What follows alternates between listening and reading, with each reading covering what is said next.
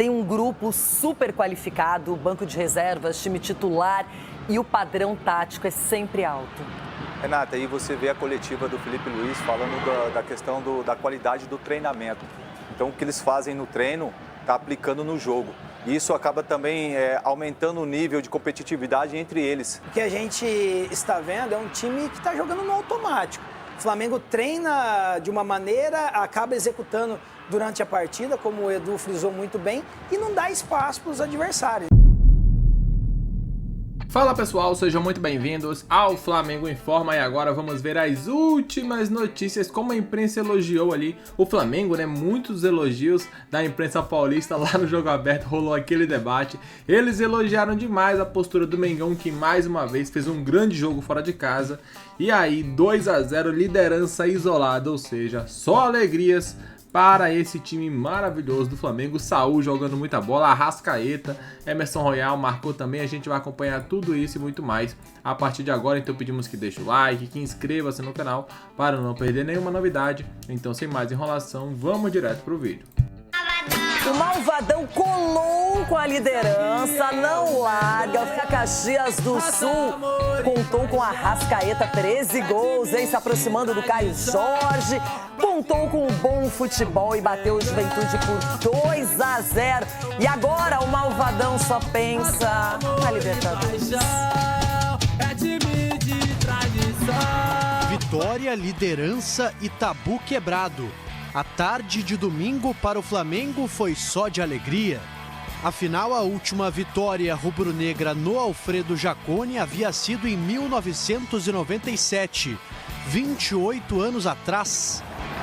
28 anos, 13 jogos, 7 derrotas e 6 empates. Pesquisei antes, tá?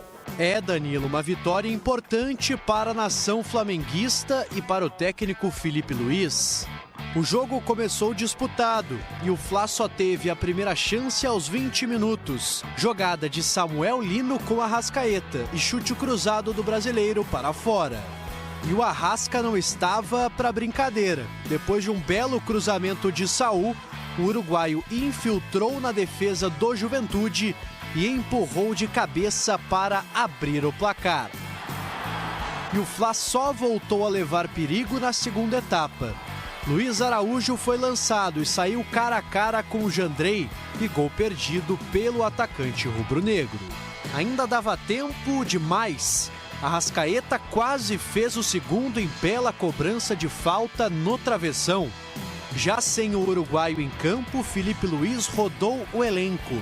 Carrascal fez um belo cruzamento para Emerson Royal cabecear para o chão, marcar o primeiro com o manto rubro-negro e definir a vitória por 2-0 e a liderança isolada a 4 pontos do Palmeiras. Isso me demonstra que é um grupo que quer fazer história. Então, hoje viemos aqui num campo muito difícil, onde eu particularmente já tive a oportunidade de jogar. Sei da dificuldade que é de vencer aqui dentro e conseguimos uma grande vitória contra uma equipe muito bem treinada pelo Carpini. Enaltecer e dar muito mérito ao meu grupo, aos meus atletas. A gente segue muito convicto na nossa sobrevivência, assim que a gente trata, que esse é o nosso campeonato, isso está bem claro. Depois de quebrar o tabu em Caxias do Sul, o Flamengo se consolida na liderança do Campeonato Brasileiro. Mas Felipe Luiz e elenco agora viram a chave e passam a pensar na Libertadores. Afinal, o rubro-negro, nesta quinta-feira, recebe o Estudiantes de La Plata pelas quartas da competição continental. Missão dura contra os argentinos, que prometem complicar a vida do Flamengo. Edu Dracena, claro que tem o Cruzeiro ainda hoje contra o Bahia. O Palmeiras está ali na segunda colocação, tem os jogos a menos. Mas esse Flamengo é indigesto, é um time que joga bem dentro e fora de casa. Tem um grupo super qualificado, banco de reservas, time titular e o padrão tático é sempre alto. Renata, aí você vê a coletiva do Felipe Luiz falando da questão da qualidade do treinamento. Então, o que eles fazem no treino está aplicando no jogo. E isso acaba também aumentando o nível de competitividade entre eles.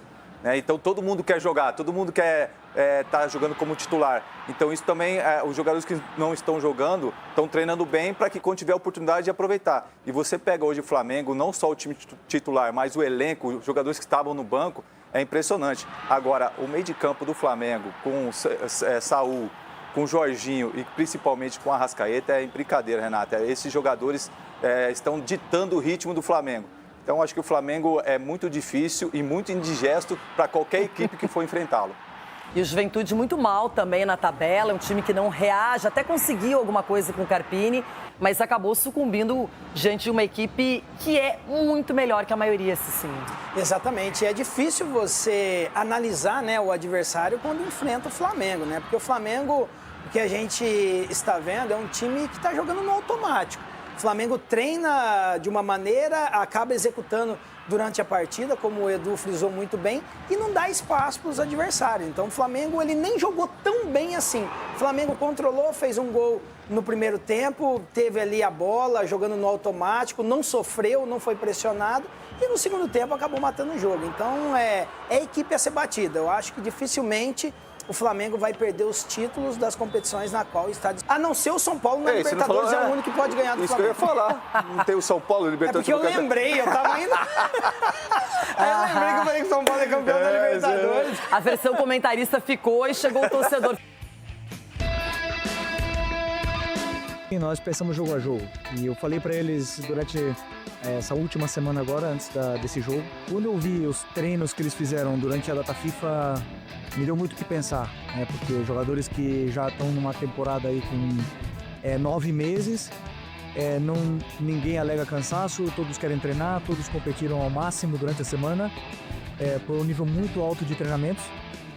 E falei para eles que esse grupo, quando você vê isso no treinamento, cada vez que as pessoas contagiam, é um grupo que quer fazer história. Claro que a gente fica chateado com o resultado, né? Todo ponto ele é bem-vindo. Teríamos em mente, claro, sempre buscar a vitória, mas pontuar seria importante. Mas acho que o que vale para o jogo de hoje é valorizar, né, o que foi feito, alguns pontos positivos que a gente vem evoluindo. E quando ligam outros clubes interessados, isso me deixa, não posso mentir, me deixa feliz, porque vejo que existe um reconhecimento no nosso trabalho e no que está sendo feito no dia a dia, né? Mas não é o momento, não era o momento. Eu sei o meu objetivo, eu tenho claríssimo, tenho traçado tudo que eu quero para minha vida, para minha carreira, e não era o momento. Falam a mesma língua, os números do Arrasca e do Saúl na vitória contra o Juventude. Então, um gol pro Arrasca, uma assistência para o Saúl, justamente pro gol do Arrasca. Finalizações foram 4 do Arrascaeta, 2 grandes chances criadas e 5 faltas sofridas. E olha que interessante o Saúl, porque ele tem indicadores ofensivos e defensivos. Assistências, grandes chances, mas também as ações defensivas e as rebatidas. Os dois ontem dominaram o meio de campo do Juventude. Eu quero ver agora então o Pedro Henrique Torre falar e muito desse tal de Daniel, hein, Pedro? Que tá jogando demais pelo Flamengo, não tá? Fala do Daniel, Pedro. Jorjan Daniel de Arrascaeta Benedetti, nascido em Nuevo Berlim, Uruguai, no dia 1º de junho de 1994. Perfeito, maravilha. Leu a ficha, tá maravilhosamente bem atento agora. Georgia, aliás, o Guto Santana, nosso cinegrafista aqui, disse que, para lembrar você, que Jordan é aquele do basquete, ainda fez em movimento assim. E Georgian Arrascaeta é outro, nosso sempre espirituoso Guto Santana, que tá por aqui. Mas enfim, o Wilberson também é assistente, rindo pra caramba. É o seguinte, Flamengo líder do Campeonato Brasileiro, 50 pontos, tirou esse tabu de 28 anos sem vencer em Caxias do Sul. Então deu aquela aliviada. Se tinha alguma suspeita assim, de quão a sério, quão empenhado está no Campeonato Brasileiro o Flamengo, acho que ela se dissipou ontem. Um time bem consciente do que precisava fazer. 2-0, mais uma vez não sofreu gols. Então chegou a 47 gols marcados e 10 sofridos. Saldo impressionante de 37 gols pró. O Arrascaeta, como eu dizia muito bem, Bruno, o Arrascaeta tem 18 gols nessa temporada, já chegou aos 18 gols pelo Flamengo. Então 18 gols é o mesmo número de 2019, a artilharia de 2019, que ele foi o terceiro maior artilheiro atrás naquela ocasião de Bruno Henrique e Gabigol. Então vem numa fase muito boa, o camisa 10 Arrascaeta, muito bem mesmo. Então o Flamengo, para renovar o contrato, vai ter que conversar, mas conversadinho, depois dessa fase exuberante do Uruguai. Além disso, Jorginho e Varela ficaram fora da partida desse fim de semana.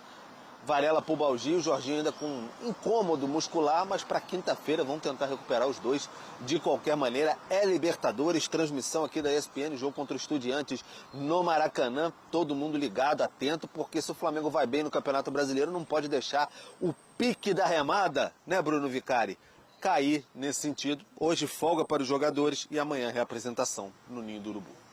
É isso, Pedro. Vem aí essa montanha, essa escalada também de Libertadores para o Flamengo agora na quinta-feira, exclusivo aqui, hein? Só aqui na ESPN a nação vai assistir ao Flamengo contra o Estudiantes. Obrigado, viu, Pedro? Ontem uma vitória tranquila, fácil para o Flamengo manter a liderança em um ambiente onde, como a gente contou na semana passada, o Pedro contou, o Flamengo não tinha sucesso, Jailson. Ontem parece que foi fácil. Mas foi. Foi, né? Sinceramente foi, mesmo com algumas alterações ali. É porque é isso também, você fala, o Flamengo mudou, por exemplo, entrou o Danilo no lugar do Léo Ortiz. Aí entrou o Emerson Royal no lugar do Varela, sabe? Enfim, aí o Jorginho não jogou, tudo bem. Aí cai bastante o nível do Jorginho pro Alan. Mas o Alan ontem fez um trabalho ali tranquilo, deixou, vai, Saúl, você fica com a bola e eu marco.